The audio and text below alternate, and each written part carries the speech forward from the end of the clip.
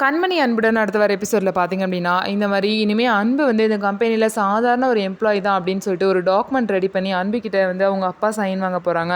உடனே கரெக்டாக அந்த நேரம் பார்த்து வந்து கண்மணி அந்த இடத்துல வந்து நிறுத்த சொல்லி சைன் போகிறத தடுத்துடுறாங்க. எதுக்காக இப்போ தடுக்கிற, என்ன அன்பு குடிக்கலன்னு சொல்லிட்டு அவனுக்கு சப்போர்ட் பண்ண போறியா அப்படின்னு சொல்லிட்டு இவங்க ராஜசேகர் வந்து கேட்குறாங்க. உடனே கண்மணி பார்த்தீங்க அப்படின்னா நான் எதுக்கு சப்போர்ட் பண்ண போகிறேன், அதான் உண்மையாக நிரூபிச்சிருச்சு, இந்த ரிப்போர்ட் எடுத்து பாருங்கள், அவர் வந்து குடிக்கவே இல்லை, அவர் சாப்பிட்ட சாப்பாட்டில் யாரோ போதை மருந்தை கலந்துருக்காங்க, அதை தான் அவர் சாப்பிட்ருக்காரு அப்படின்னு சொல்லி இதுக்கு வந்து காரணம் வந்து நீங்கள் தான் அப்படின்னு சொல்லிட்டு ராஜசேகர் மேலே பழி போடுறாங்க. ஆனால் ராஜசேகர் வந்து அவர் எந்த தப்புமே பண்ணாத மாதிரி நடிச்சிட்ருக்காங்க.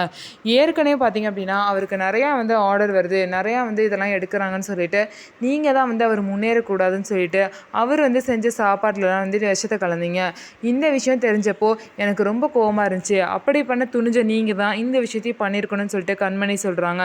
வீட்டில் உள்ள எல்லாரும் ரொம்பவே ஷாக் ஆகுறாங்க. இந்த மாதிரி நீங்கள் உண்மையை ஒத்துக்கிறீங்களா இல்லை போலீஸை வர சொல்லிட்டா அப்படின்னு வந்து கண்மணி கேட்குறாங்க.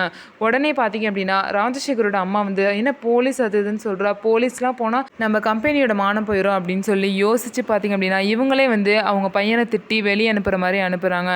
தான் பையனுக்கே துரோகம் நினச்ச இந்த ராஜசேகருக்கு எப்படி வந்து சரியான தண்டனையை கண்மணி வாங்கி கொடுக்க போகிறாங்க அப்படிங்கிறத பொறுத்திருந்து பார்க்கலாம். நம்ம வீடியோ உங்களுக்கு பிடிச்சிருந்தா நம்ம வீடியோவை லைக் பண்ணிக்கோங்க. மறக்காமல் நம்மளோட சேனலை சப்ஸ்கிரைப் அண்ட் ஹைப் பண்ணிவிட்டு பாருங்கள்.